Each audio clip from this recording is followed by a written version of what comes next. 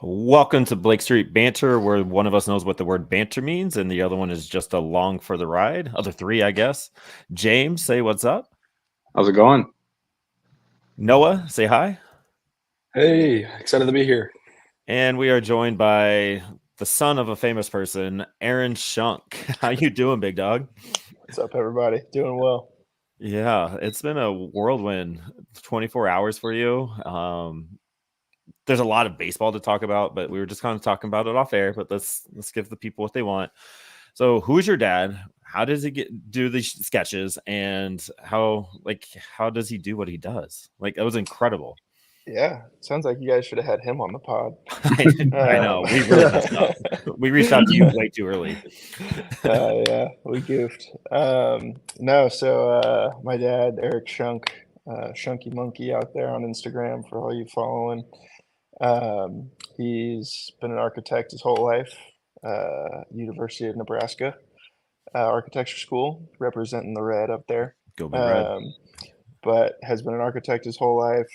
Uh, really good at visually just seeing structures. And ever since I was little, kind of just we'd go somewhere, he'd see something cool. We'd be driving out to Nebraska for Christmas vacation.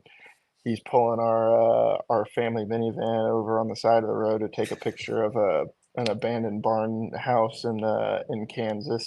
Um, and so just to save a picture to sketch later. So once baseball started rolling pretty hot and heavy, he'd come to all of our away stadiums and just throw a sketch up, and got hot, and somebody picked him up on Twitter, and now he's famous.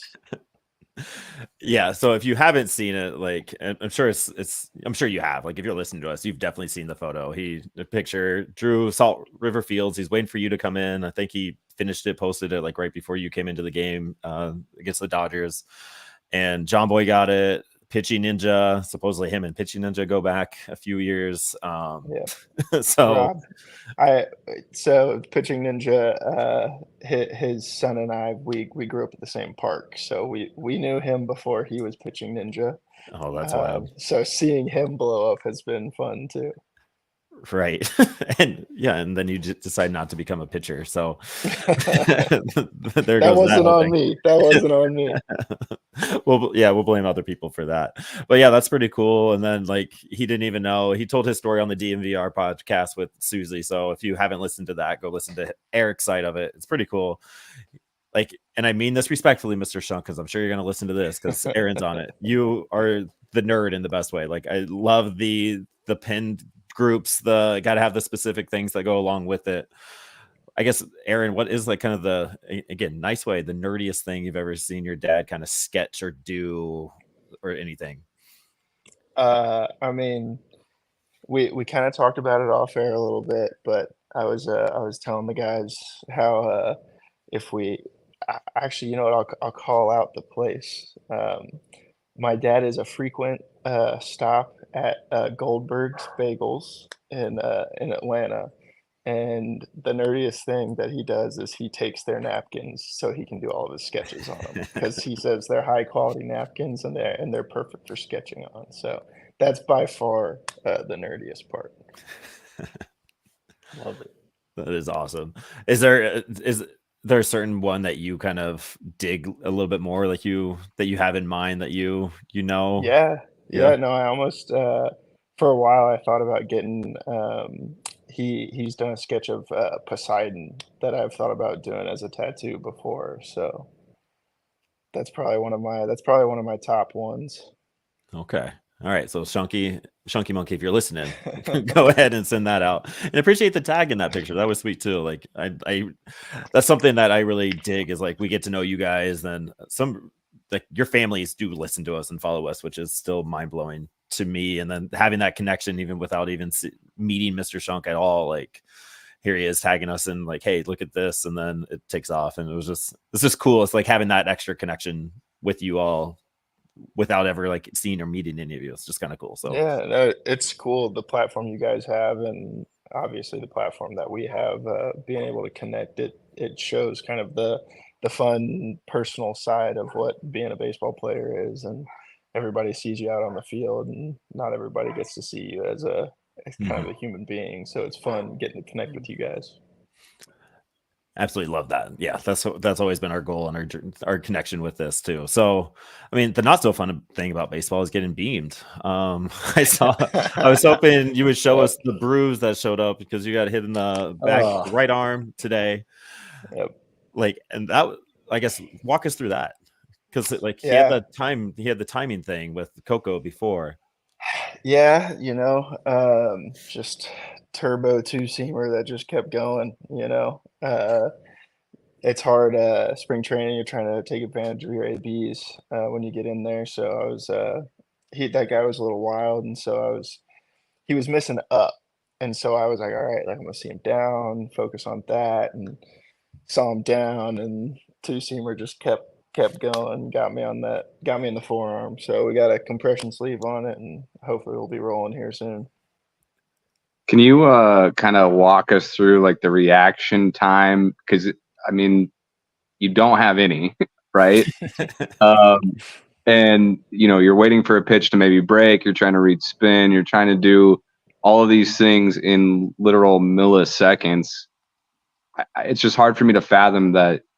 I mean, you really have no reaction time at all, and I just don't know what the mindset is like if you're ever up there and you're like, man, I hope I don't get hit this time, or like what's the reaction like? What are you thinking? Is that ever a concern? Yeah,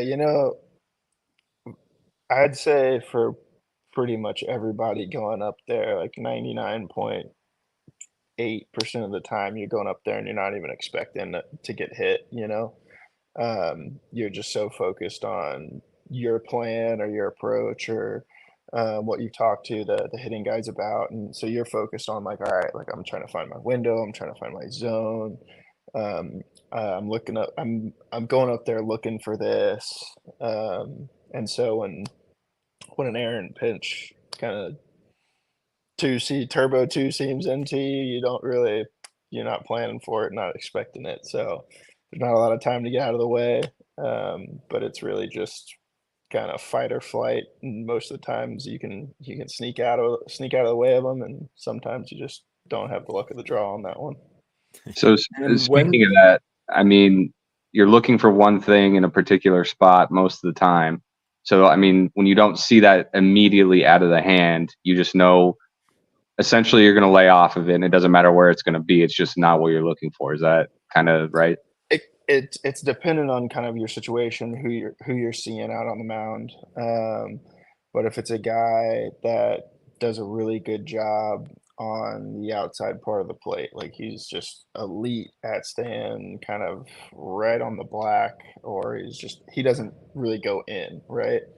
Then you got to pick your spot, you got to pick your window. So if I'm choosing, like, if he's really good with the slider to chase off of that and he loves going fastball away, then you have to be really particular on where you start those pitches. So, like, if it's a heater, you're looking away, but if you see spin and he's trying to get you to chase, you have to be really good about saying, all right, I need to start that slider where he doesn't go with the heater, and if it's going to be in, so that one ends on the plate. So it Sounds sounds sounds it really easy. sounds Yeah. it sounds Yeah. kind of ridiculous, but it's like uh, the hitting staff, or the coaches do a really good job on, for the most part, trying to build an idea of a guy, whether it's from the year before or from starts previously, of all right, like these are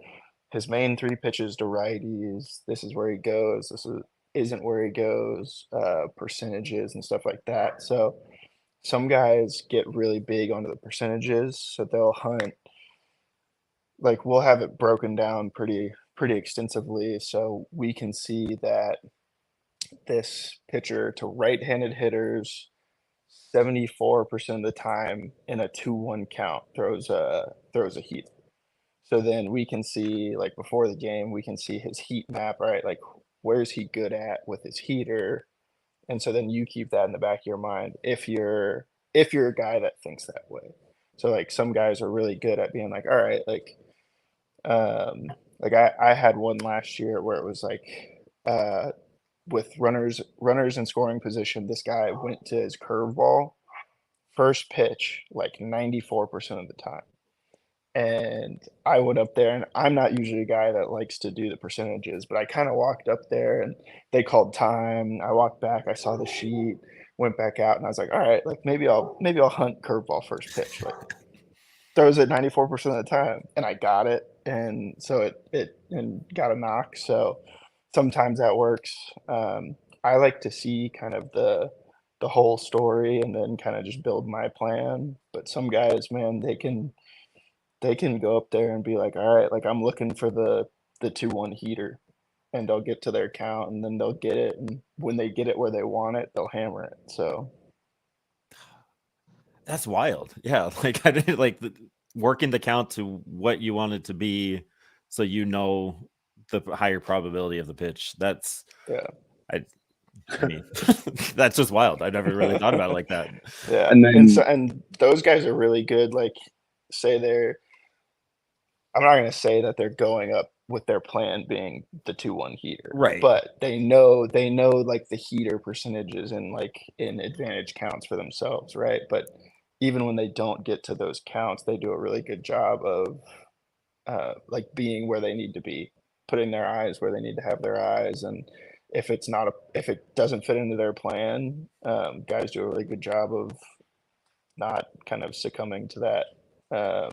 So, and then some guys don't, like some guys it's harder to build that plan, and that's kind of the process of going through the minor leagues. It's figuring out what works, what doesn't work, and everybody's trying to find what works for that season, and then for that game, and then for that at bat. It's a battle pretty much every pitch.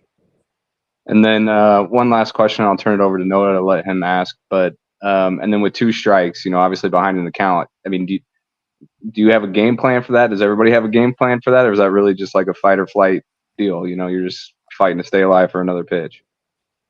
Yeah, I mean, my plan's always been to not lose the aggressiveness. Um, but as I've gone further on in pro ball, it's to almost be a little more selective, being maybe seeing it a tick deeper, shortening up maybe a leg kick or whatever move you've got. But for me, it's kind of being short to the ball, see it for a tick longer, and try and be as selective in the zone as possible. Some guys are elite at that, and that's kind of where I want to get to is practicing how you play. So getting on the machines and having Pacheco messing with locations, messing with spin, and fighting like as you play. So in practice with the high spin foam balls, taking those ones that are just at the top of the zone, and then the ones that are just inside that are clipping it, like being able to fire on those. So that's kind of the way that I look at it. That's awesome. I've got 2 questions. Going back to you getting plunked, I'm curious if you have a favorite or least favorite place to get hit. Oh man. I mean, getting hit's no fun. The Yeah. best place is probably the butt cheek or the hamstring. I got one in high A, no elbow guard off the tip of my left elbow at 98. And that one, that was. I mean, anything like in the elbow region on either arm, I think is kind of worst case. I'll leave the face out of it. Oh, yeah. But yeah, elbows, and then like skinny bones, like hands, stuff like that, Yeah. man. Like stuff where it can put you out for a while. Those are no good. Yeah. I mean, it's all awful. You can't win with any of that. Yeah, I remember getting yeah, hit, and my least favorite spot was always the back because, yeah. I've been There's skinny nothing and it would there. like hollow. Yeah. Mhm. Second, I was looking at your numbers, and 2 years in a row, basically, um, the at bat difference has been just 8 at bats. You've produced exactly 14 homers and 77 ribbies. But this year you raised the average. Is there anything in particular from off season to off season? I guess you could go this off season that you're focusing on particularly. Yeah, it was funny. Somebody pointed that out to me the other day. I had no idea that it was actually that close. But going into this off season, the plan was, or I guess for the average thing, I made some adjustments out of the Hartford year. I was working on some stuff that paid off pretty well in Albuquerque. Just mainly swing decisions. That's kind of been my big one for the last couple of years.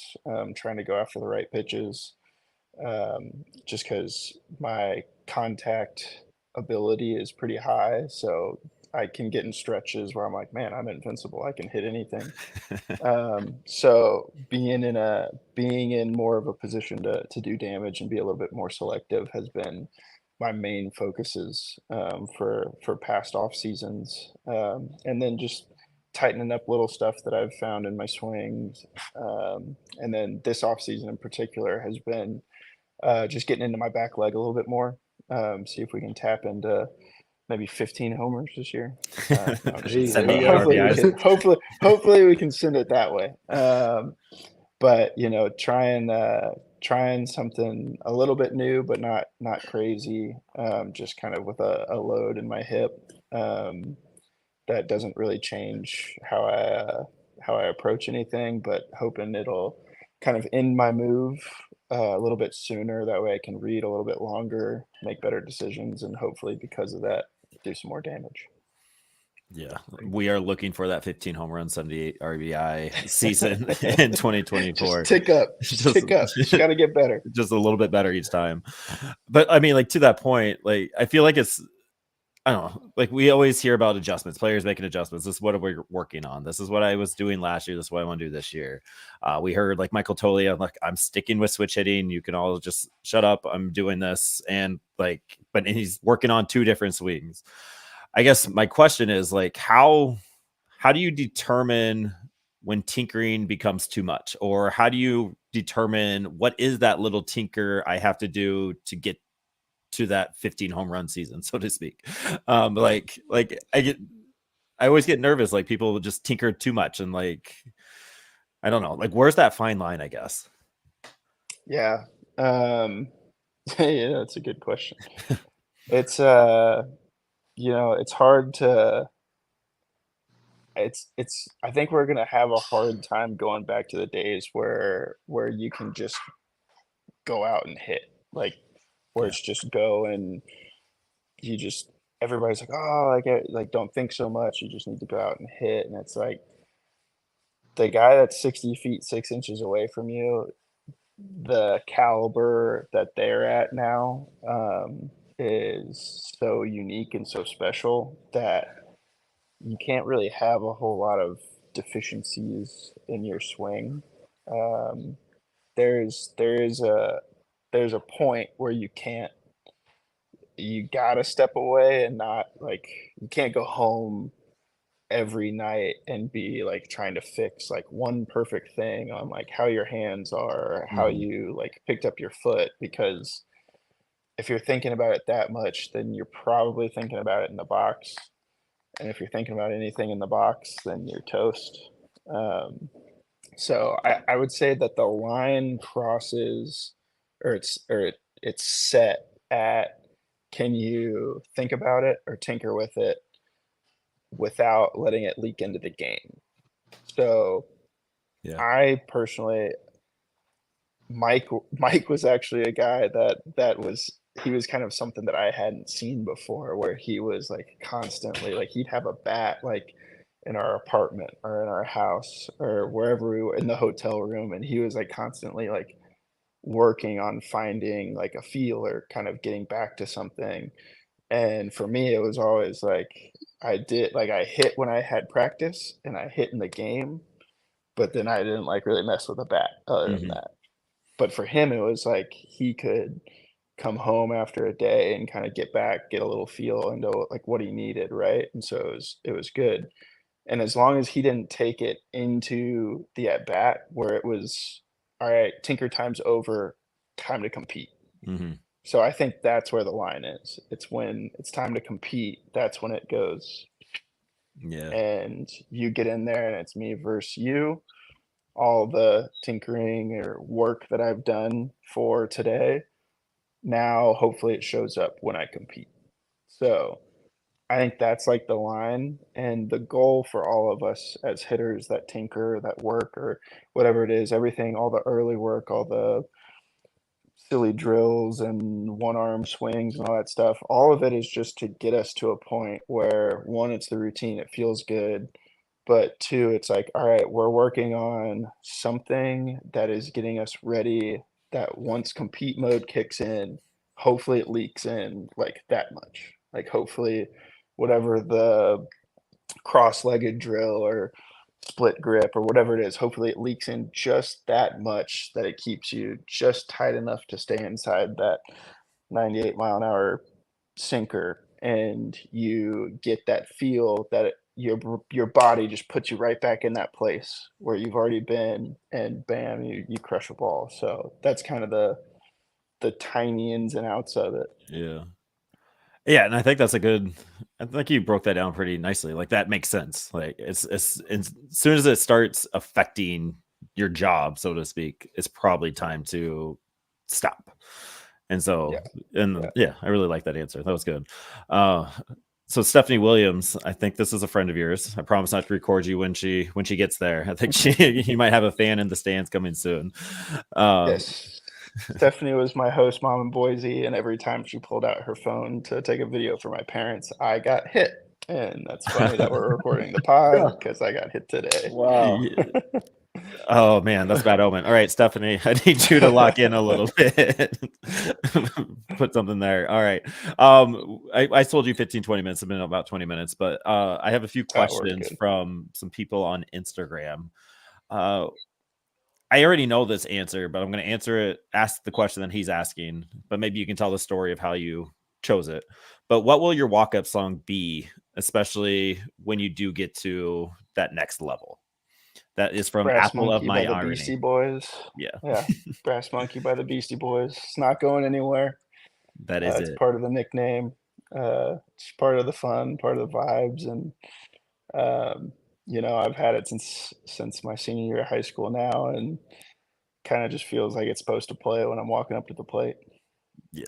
Do you ever like play it in your head while you're taking like BP? Like Pacheco's like doing all these little things, so you're just playing Brass Monkey. I don't. My wife actually, she asked if we wanted to walk out to it after we got married, and I was like, I think we'll leave it to the baseball field. Nice walk-up song. That could have been fun. That's funny though. That's awesome. What was some of your favorite memories, maybe in particular in Hartford? This was also of Apple of My Irony from Instagram. Ooh, okay. I'll give a baseball one, then I'll do just like a fun one. But baseball wise, it was probably competing with those guys. We had really fun team that did really well, and we came down to basically being one pitch away from competing for the championship series. They were making it to the playoffs. So like one particular memory would be my walk-off homer. That was a blast.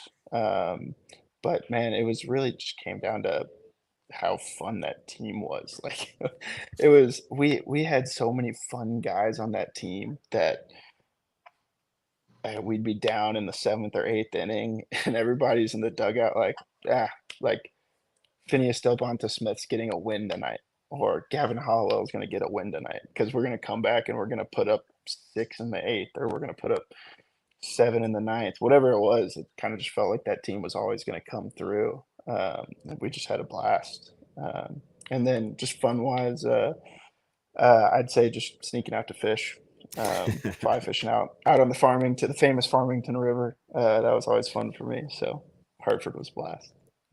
Have you found a spot in Arizona? I have fished in Arizona this year. I've been met with 0 fish. So still working. Gotta find that. Have you talked to Chuck? Chuck's got to have a good plug. I've talked to Chuck. I fished some of the places that he's suggested, but kind of had some tough conditions on the days that I went. Okay. We won't blame Chuck then. All right. No, it's not Chuck's fault. All right. This question, this is the one that we were talking about off air. I think from Brian Felix BPD. Why raspberry? Ro recommends peanut butter and fluff. Okay, so this comes from the Rockies official Instagram post asking about the peanut butter and jelly, right? Saw that. Yeah. So I'm gonna apologize right now to Ryan McMahon for misreading the board. The board read, "What is the original flavor that you think of when you think of peanut butter and jelly?" Right? And so the correct answer there is grape, right? Like you think of the dark jelly. That's the correct answer. I went with my heart and what the right choice is on what you should put on a peanut butter and jelly, and that's raspberry. So that's my answer. That does make sense. Yeah, I remember that now. That's coming back. It looks like your grandma is saying fantastic interview, fantastic grandson, Diane Schunk on the Instagram. Yep, that's Graham. Love you, Graham. Shout out. Shout out, Graham. And then I think our last question again from Brian. Who is your all-time favorite athlete and why? Ooh, that's an awesome question. All-time favorite athlete. Oh man, I mean, when I was like really little, watching the Braves, even as someone who always just pictured themselves like close my eyes and I'm like standing in a big league stadium thinking about hitting home runs. Like even when I was little, I was always just enamored with John Smoltz. Just one of those guys that I just loved watching pitch. And so he was probably one of my favorite players just when I was like really little. Baseball wise, being in Atlanta, watching like Chipper Jones was really special. Andrew Jones was really special. But favorite athlete of all time. My dad's gonna love me for this one. Probably gonna say Eric Crouch. Throw a Husker out there. I almost got your brain going with Tommy Frazier. I was like, maybe we can go with Tommy Frazier, but Tommy Eric Crouch is a good one. Awesome too. Tommy Frazier is awesome too. No, there's some of those teams, man. They were legit. Yeah, yeah, absolutely. Yeah, me and James grew up on that sauce as well. Yeah, Tommy Frazier, Eric Crouch, Scott Frost, like all that. It was fun. Okay, so I like that pick. Yeah, good call on that. I think that's it. I mean, do you got any questions for us? I don't know. Ooh. Oh no! Is the real question is when's my pops gonna be on the pod? I feel like he's the next guy on here. I know that might get numbers too. I do have an idea. I might have to reach out to Mr. Schunk first. I have some ideas pop in where that would be fun to get some dads and moms on. And Mr. Schunk might be the one to reach out to first. There's a few other pops that I would like to get on as well. It would just be kind of fun to see in their experience and like all those, because I'm all up in it right now. My 6-year-old starting T-ball this summer. He's all about hockey. He's all about football. He's all about soccer. And we're starting to do all this. And like, I'm just thinking about all the time that's about to come up where I'm sitting at the Little League field, where I'm leaving at 5 a.m. to make that trip to whatever that field is. So I think I want to talk to him just so I can prepare myself for what is that experience like. Like, I know my mama went through it too. I know James played baseball growing up in high school as well. Like, our people went through it. So like, how do we prepare for that? I think that would be a fun conversation. Yeah. And let's see where he gets I got no recommendations for you on that one. You just got to talk to the ones that have experienced it. Yeah, exactly. Yeah, we'll have to make that happen. I mean, need one. Yeah, how do we can we get our hands on one of these sketches? Yeah, just throw Shunky Monkey on Instagram. Throw him a DM. See what he's got cooking. See where it's at. Yeah, because I mean he'll probably be in Albuquerque a little bit. He'll be at the lab, so to speak. So We probably see that there. All right, last question. Inktober. He probably loves Inktober. Our gosh. Yep. the guy that made our logo, our BSB logo, he's really into Inktober. He has some really cool stuff. So I'm sure your dad probably has some stuff. Might have to get a collab on that. He does. He'll do just the full month and just kind of crushes it. So every single day, Mr. Schunk, man, what a treat. All right, last question, then we'll let you go. What's your pregame meal? Ooh, so not always up to us. Sometimes it's just dependent on what we get through our nutritionists. I guess my go-to would probably be some kind of grilled chicken. Probably just like a brown chicken or grilled chicken with white rice. I'm usually a pretty plain guy before the game. I really don't like to eat a whole lot. I don't like before the game. Don't like the feeling of having stuff like in my stomach because I run pretty hot. So just having a lot of stuff in my stomach, I just feel like I feel slow. So not a whole lot. Yeah, I usually just try and go with some kind of protein, some kind of starch, just to have some fuel. Yeah, nice and easy. Not a raspberry PB and J. Oh, hey, I will say I'll crush some Uncrustables, after the game, but that's so weird. We need to petition to get a raspberry kind now. Hey, I would be down. Yeah, that'd be sick. They can sponsor us too. That'd be cool. Shunky's raspberry crustables. That'd be fun. Yeah. Hey, all right, let's get them on the pod. Yeah, right. Start getting the corporates on. All right, I do have one more question. This is from Mr. Stovall. How's your new bow? Looks like you got into bow hunting. Oh, I did. I got my new bow, and he's going to be disappointed in the fact that I haven't got it fully set up yet. Oh no.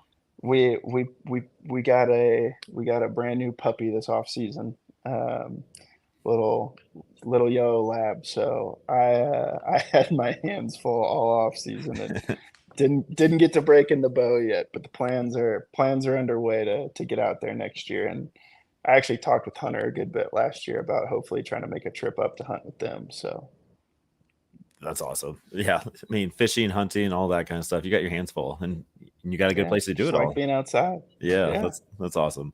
Well, Aaron, thank you for hanging out. I do appreciate you doing this, spending your time, and as always, we're always watching. We're rooting for you. We got you, and just keep doing your thing, man. Yeah, appreciate you guys. Thanks for having me on. All right, enjoy your night. Appreciate it. See you later. Heal fast. See you guys. Thank you. Later, man.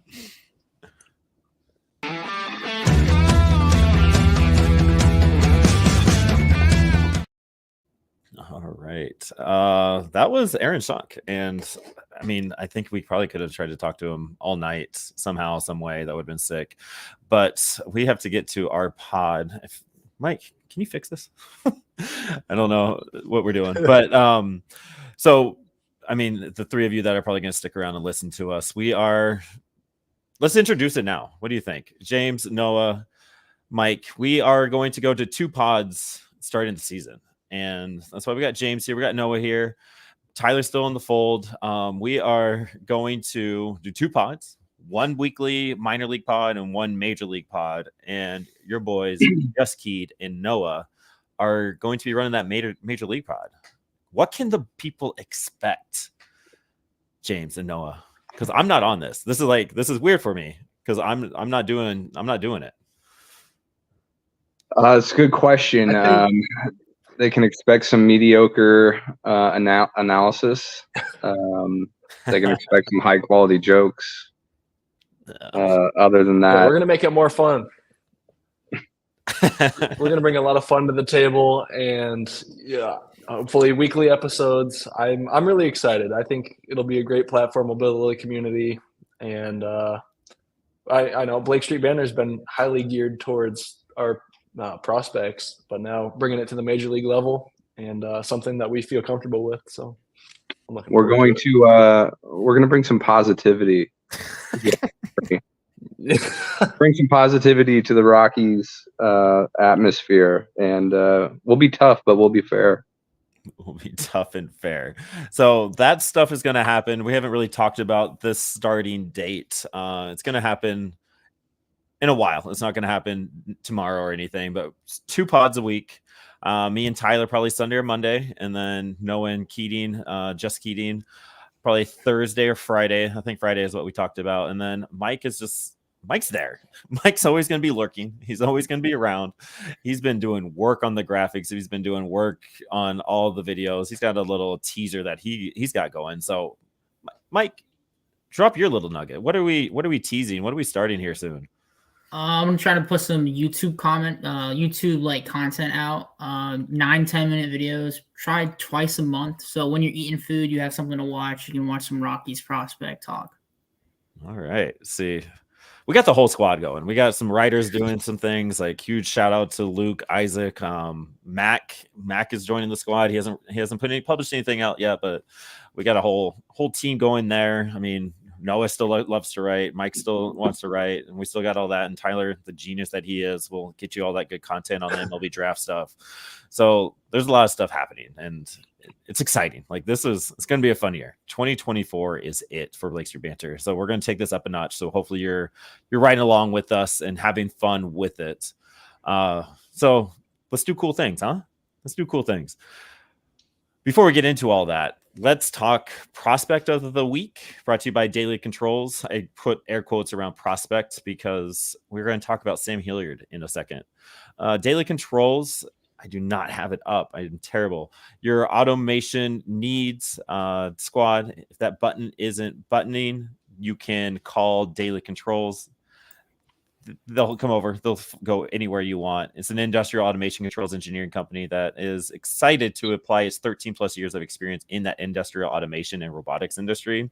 James, this is your first time hearing me say this, so stop me if you've heard of any of these things. PLC programming, HMI design, vision inspection systems, robotics integration and programming, control panel design and fabrication, system integration, and troubleshooting and support. He travels. He will come to you. So whatever you need in any of that world, those robots that are just about to take over the world, they're just not doing what they're supposed to. Daily Controls has got you. Reach out to dailycontrolsllc.com or email info@dailycontrolsllc.com. He is letting us know about Sam Hilliard. Fellas, Sam Hilliard is back in the fold. How do we feel about this? How are we excited? He's going to be fighting for a position with Mr. Zimmer, who we brought in on a minor league contract. Sam is coming in on a 40-man contract.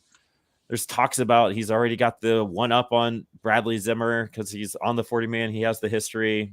Why are those people wrong, Noah? Why are those people wrong about Sam Hilliard having a leg up on Zimmer? Well, first of all, I think that, number one, I'm a huge Sam Hilliard fan. And so I'm going to be rooting for him really heavily to make the squad and be hopefully more than a fifth outfielder, but he's someone that can run, and the Rockies said that they want to run more. However, I would say Zimmer has a leg up if I wanted to go that direction. Just in terms of strikeout rate and bat control, he brings a lot more value to the plate right now than Sam Hilliard does. I mean, Hilliard spent 2023 with the Braves and really just came off the bench to pinch run and play a little bit of defense when they were up by 10 runs every game. But I will say that it should be an interesting storyline, and spring training is going to be really, really important for Hilliard to try to make any lasting impression that he can. Yeah, and just the history that goes along with it, and James is probably going to have something snarky to say about that here in a second, but Tyler missed this one. Tyler, I guess he wasn't a free agent because Tyler had that article drop on Lake Street Banter about some left-handed bats that could possibly join. David Dahl was one, and Romeo Tapia, but Tyler finally dropped the ball on something and didn't pick Sam Hilliard joining us. But James, what's your take on this? Well, I mean, I think Zimmer does have a leg up right now because he's off to a pretty good start so far. It's a small sample size, but I mean, he's got to be feeling pretty confident, right? Hilliard, he's an elite athlete, so I'm sure his confidence is fine. But to me, Zimmer has a leg up currently. And if I'm not mistaken, somebody correct me if I'm wrong, but Zimmer is known as the defensive guy, and that brings some value that Sam doesn't quite have. Sam's very fast. He's a good outfielder, but I don't think he's the same pedigree in that regard. But I'm excited to see Sam back because if they are going to be more aggressive on the base pass, it's going to be fun to watch him do his thing. And his power, his raw power, has never been an issue. I mean, he's dropping major bombs. So hopefully he can put it together. Yeah, it'll be fun to watch that competition. We have another competition to do, and like there's so much competition in Rockies camp, and that's what makes this exciting. But we traded Hilliard away for Dylan Spain back in November 2022. Dylan Spain is no longer with the Rockies. Hilliard only played 40 games with Atlanta last year, 236, 295, 431 slash, so almost that 700 OPS. 3 home runs, 6 RBIs. I think he started a few games, but then he was a kind of a late inning substitution in the few times he had with Atlanta. And then he was acquired by Baltimore this offseason. So he didn't even do anything with Baltimore before getting released. So Sam is back, and I absolutely love it. And if you go see it, there's a picture on the internet somewhere. His forearms are gigantic. It reminded me of Matt Holliday. Yeah, he's huge. He is a giant specimen. It's insane. So I guess that's another thing we're going to be watching. So there's a lot to talk about, a lot to do. So I think I like the competition piece. I don't know where it fits. Like, do we keep Zimmer and Hilliard, one of the others? Say Hilliard is the 26th man. Do we keep Zimmer, vice versa? How's that going to all work? The corresponding move was Sensatella is now on the 60-day IL. We still have one more move with Herman Marquez available to move to that thing. But I guess, like, Noah, does Zimmer actually stick around? Hypothetically, Sam makes the squad. Does Zimmer stick around in this system? Ooh, if Hilliard makes the squad over Zimmer to start the season, which I would say is unlikely, I would like to think that Zimmer would, stay under Rockies' control for a while. I don't think it would be too long, but as James said, right now he's leading the club in hits. He's hitting 500 in spring training, 5 for 10, with 3 of the hits being doubles. So he's definitely gotten off to a strong start. And I think it would be a Bud Black move and decision to have Zimmer start with the squad and stay with the squad for a while. But in the situation that you brought up, if Hilliard makes it, I don't know how long Zimmer would be able to lag back. Yeah, because I think Zimmer just has enough talent to go somewhere to fight for a spot somewhere. Like the outfield for the Rockies is very, very full, so to speak. Like you're pushing one of Beck, Veen, and Yankiel to Hartford. Like that's where we're at. Like it's pretty loaded. So putting a Zimmer or a Sam or whoever in that mix is going to be kind of tough to take, because like Daza, he was kind of that odd man out last year. So it's a little interesting how that will play. So something that James will be watching closely. He loves his left-handed bats and speed. That's just kind of what he enjoys. It's weird. Yeah, it's what I'm known for. It really is. Like you should see the text that he randomly sends me at night. It's just like, yo, this left-hand bat, he's so fast. It's stupid. But I mean, spring training's in the air. Like you can go see all the stats and stuff, and the competitions I think is what we're going to kind of talk about. Like, have you guys watched any spring training games? Have we been all up in it at all? I've watched a couple innings of the 2 that have been televised. I watched like the first couple innings of today's, and then the Dodgers one I watched a little bit. So yeah, so you got to see Feltner kind of do his thing a little bit. He looked good. I liked how Feltner was kind of dealing and grooving. And I think his post game comments were pretty interesting. Go ahead and play that real quick, Mike. 0. I'm typically that type of guy, but I didn't do that at all today. It was good to see Stallings back there and to work with him for the first time in game. So we were just trying to get on the same page and feel each other out a little bit and make sure that we're gelling, and we are. You got to, as a starter, you got to work both sides of the plate. So with to Ryan's point about not knowing the other team, it doesn't matter. He can make pitches because he's got good stuff. I think that's interesting because we all have to remember that we are 1 week into spring training. Like these guys are just getting a feel for their pitches. They're getting a feel for the bat. they're not going out doing 100% of like game stuff. So like, I love that Feltner was great. I love that Feltner let his stuff eat. Like, that's fantastic. Not taking away to that. But I think as fans, like looking at the stats, like he leads the team, Zimmer leads the team in batting average. All right, cool. But like, what does that actually mean? Like, what is Bud Black looking for? What is the whole squad looking for as we go into this? So like, James, like when do you start putting stock on spring training results as a fan and as like, you want to be smart? Well, it matters where you're at on the totem pole, right? I mean, for some guys that starts seriously right now, but for guys like Feltner, I would say about 2 weeks left in spring training. That's when you really have to have it geared in. Like, you need to have that relationship with Stallings. You need to know, is your changeup going to be above average this year or whatever the case might be. So that's typically kind of where I put it. The last 2 weeks of spring trainings when things need to be right. Noah? Yeah, I would say that's about right. And it's important, I said Zimmer was hitting 500, but he's only taking 10 at bats. And, you could say Nolan Jones he's hitless and struck out in 4 of the 10 at bats. Like, it's just not a big enough sample size to really be worried.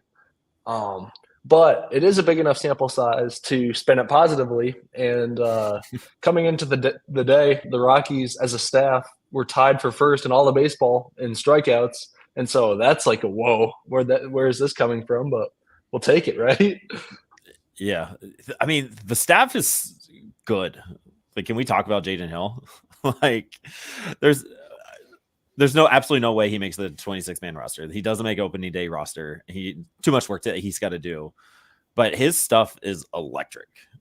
And I'm really excited. I'm really excited about the Hill being a reliever piece.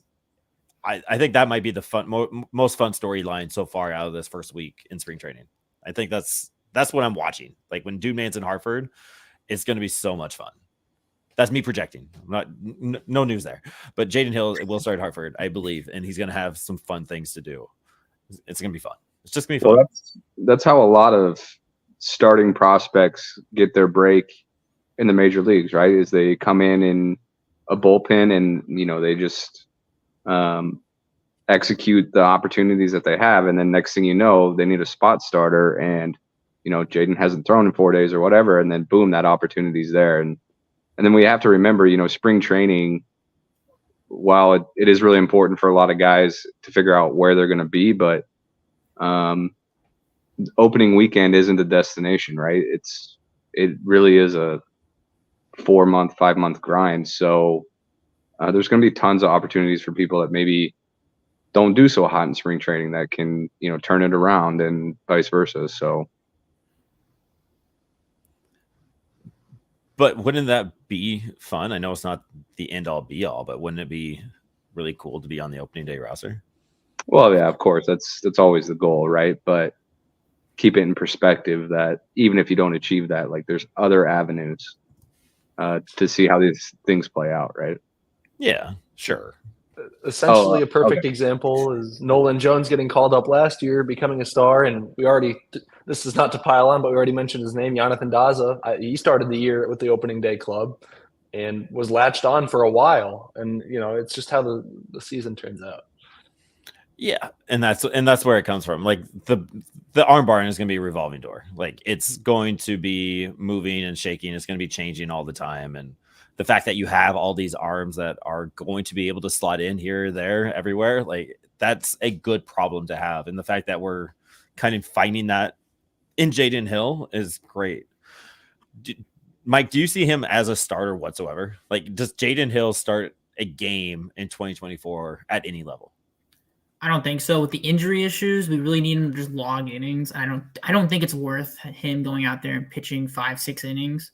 Because, I mean, look, I think we have 2 more years until he's gone, basically. Like, he'll be out of here. So we got to get him, like, more than, 50 innings the past 3 years. So we got to get him that. I think he'll start in, not Albuquerque, Hartford.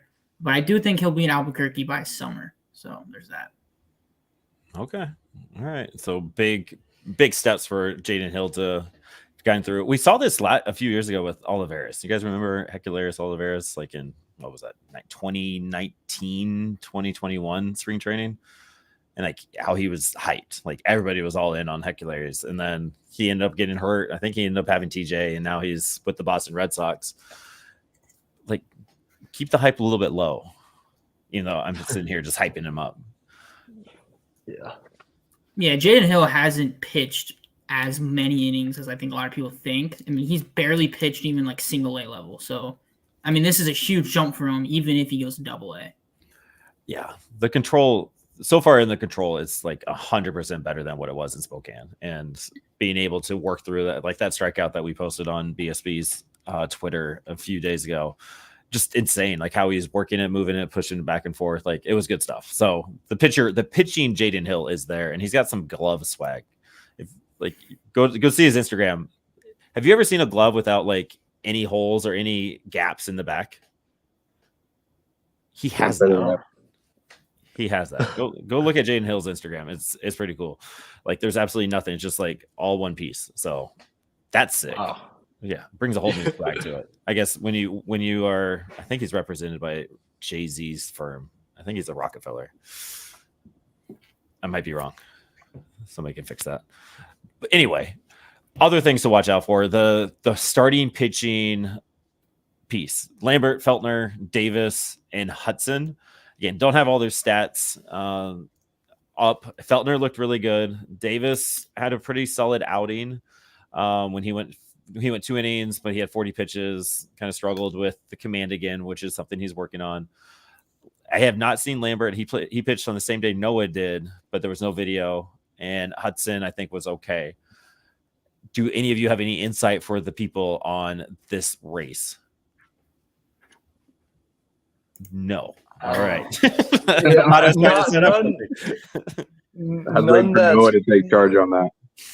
None that's overly educated, and so I don't want to go and dive off the deep end, but it's going to come down to throwing strikes. And I mean, it's a blood black thing to say, but I was piping up and saying that the Rockies are first in baseball in strikeouts, but they're also fourth in walks. So as a whole, one of their biggest goals, and you heard them harping on this in the media that we cover, was it has to get better. Last year's strikeout to walk ratio was just awful. And when you pitch at Coors Field, that cannot happen. You can't give away free passes because the outfield's just too expansive and anyone will score on a double.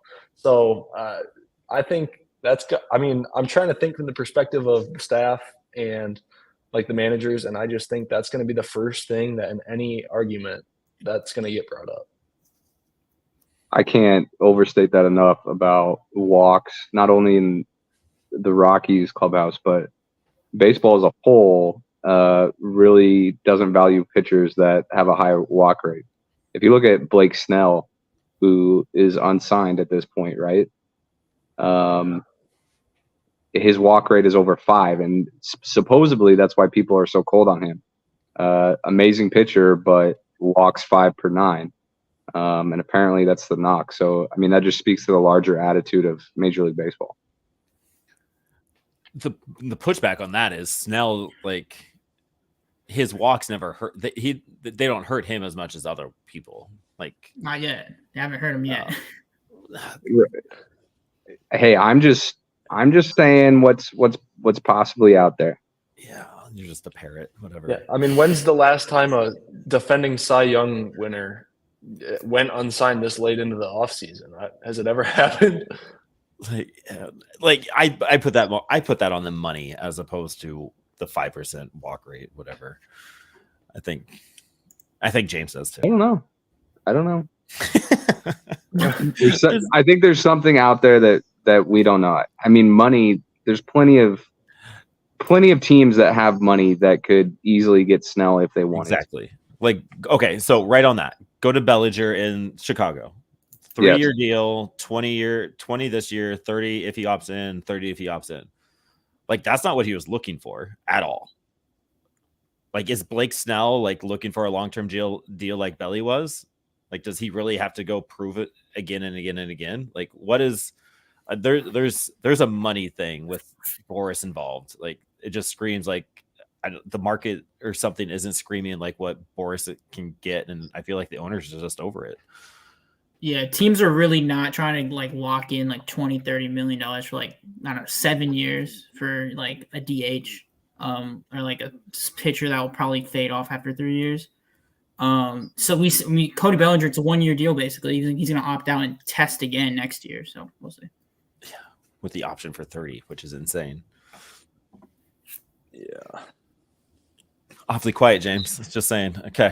Well, there's a lot to think about there, right? I mean, Cody, so he has to bet on himself, right? So he has to go and put out a good year. And the history of Cody Bellinger, obviously, we don't need to get into that, but you know, he was really, really bad for a while, right? And then he's really good again. So, you know, what kind of Cody are you going to get? Can you get it back-to-back years? Whatever.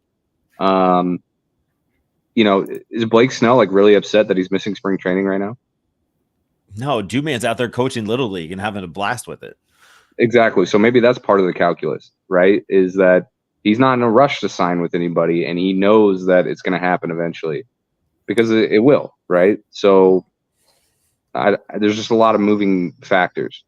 So right now, do you think how mad is Anthony Rendon at Blake Snell right now? Dude, Anthony wants to retire like yesterday. I don't know why he has. Because his contract is insane. Like, and I actually agree with some of the things Anthony Rendon is saying. I completely understand what he's saying and where he's coming from. But it's just weird listening to him say it. Would you guys be okay with the same Bellinger contract for Brendan Rodgers if he has like another 4 to 5 wins above replacement year? I think so. I don't know. 20 million is a lot. Maybe not that number, but that structure. I think he would deserve a 5-year solidified deal at that point. Even with Amador in the system? Yeah. Because prospects are hard, right?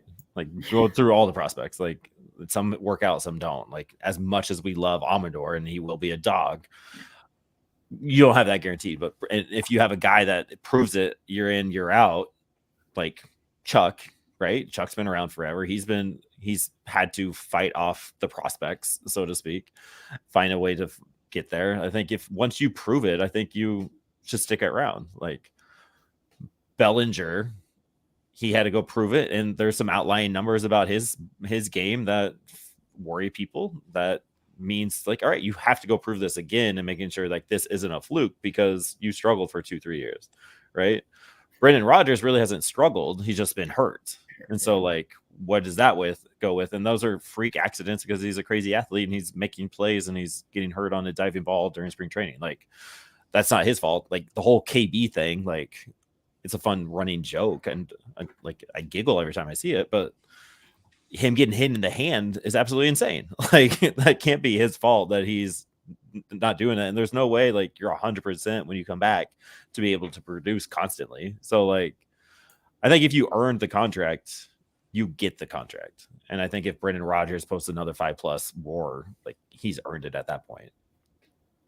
Yeah, I agree. I think this is a weird offseason with the TV deals. There's like a lot of teams like that don't have a TV deal, which is like hundreds of $1 million that you normally will get to spend. We see the Padres kind of ignore signing people and trading people away because of that. So I think this is just a weirder offseason when it comes to free agency. We're especially seeing that with Snell is still available. That should not happen in any sort of free agency.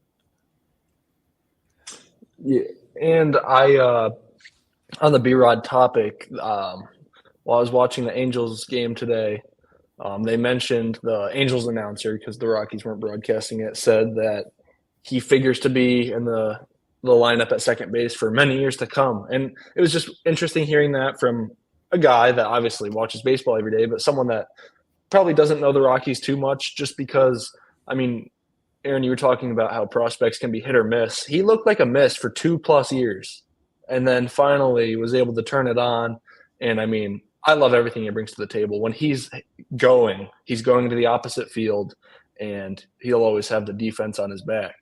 And so, of course, I'd love to see him stick around in Colorado, but with the contract structure, that's a mystery. And I never like giving any player, the option to leave when you're in Colorado. Right.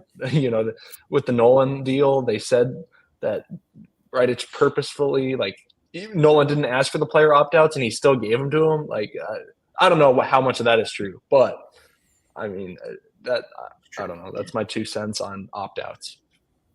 Yeah, I think it's funny because Rodgers was, if we go back like 4 years, he was our like modern day Amador. Like he was like the number one guy, cherished in the system, middle infield prospect. So it is kind of redundant that we're having this conversation. Like, oh, what if we just get rid of Rodgers trade? I mean, everybody wants Rodgers traded. That's like the number one guy right now. The only guy we could trade is Rodgers. I hope we don't. But we're kind of having the same conversation we were a couple years ago, just bringing a new guy when it's like we have a proven guy on the roster with Brendan Rodgers, and we just have to stick with him. Yeah, and that's where he's coming off a big injury. Yeah.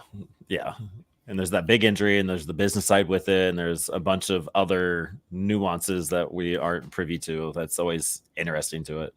I can just see James just holding his tongue over there, but that's fine. Well, I'm thinking about the Rockies as a small market team, right? Yeah. So how does that all play into it? Because giving a contract like that size is more consequential, which is kind of funny when you think about the huge contracts that we've signed in the past. And maybe one currently that's not so good, but we won't talk about that. But it's, as a small market team, like, you have to be super smart about the contracts and the money that you dole out, and even the superstars, right? Yep. So it's just an interesting perspective that the Chicago Cubs don't have to worry about. Yeah. Yep, they don't.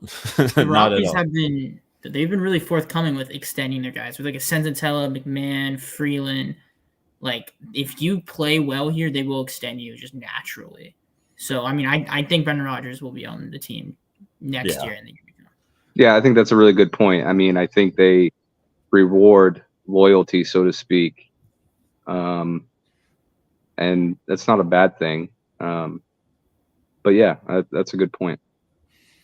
And it's also cheaper to sign these guys to those kind of deals now too. Like, everything's going up, everything's increasing, and the TV deal is going to get figured out. Something's going to be figured out by MLB to get all that money this year that's being missed that will come back later. That's the kind of the part of baseball like I love. Like, all four of us could have a different perspective with the different players, different team, and we could still all lose 100 games if we ran it that way, and we could all win 100 games if we ran it that way. And that's, every team's a little bit different how it's ran and how they decide what's important. But all right, let's end it with this. This was a weird question, and there's no way we're actually going to agree. Grant signed Tovar long term. Like, I still think they're working on something in the background right now at spring training. This was from an Instagram post. Somebody was asking rank the top 10 best left-handed bullpen pitchers. From Matt Palmer. 10 left-handed pitchers. So I want you guys, we're going to switch this up, Matt. That's absolutely ridiculous question. Who is your favorite Rockies left-handed pitcher? Let's go pitcher, because going relief, I couldn't even tell you like a left-handed reliever. Like, I'm terrible at that kind of stuff. Maybe who's in the system right now that you like the most? And I'll go first. I'll give you guys some time to think about it. And if you look at the private chat, I sent a link to the Rockies rosters Fangraphs, so you can kind of look at the names. And I'm going to take the easy one. I absolutely love Evan Justice. I got to see him live. I got to see he had that huge, crazy trajectory from high A Spokane to the majors last year. And watching him live with his little hiccup, he's got it. He hides it, and then it's just coming off the hand. And like James, when we were watching the South Bend Cubs, and we're like, this guy's throwing 92, or 88, and like it looks different, looks faster. Evan Justice's ball has so much pop on it that like it might read 95, but it feels like 97, 98. It has that different feel when you're watching it live, and dude's nasty. and he's one that I would love to make the 26-man roster coming out. There's a few guys in front of him that he won't, so he'll probably start in Albuquerque. Him and Dukes will probably be pals in the arm barn out there. But like, James, who's your like favorite left-handed reliever, so to speak? I don't know if that was on purpose or not, but that was hilarious. All right, Noah, who is your left-handed pitcher? I hope that was on purpose, because that was right on cue. Right now on the big league squad, a guy that I'm looking forward to getting back is Lucas Gilbreth, because he was so big time before he got hurt. He was reminding me of Chris Russin almost, a Swiss Army knife. He could do everything. And look at this guy. He's back. That was my way of getting it. I don't know what happened. I have no idea. I don't have a clue what happened there.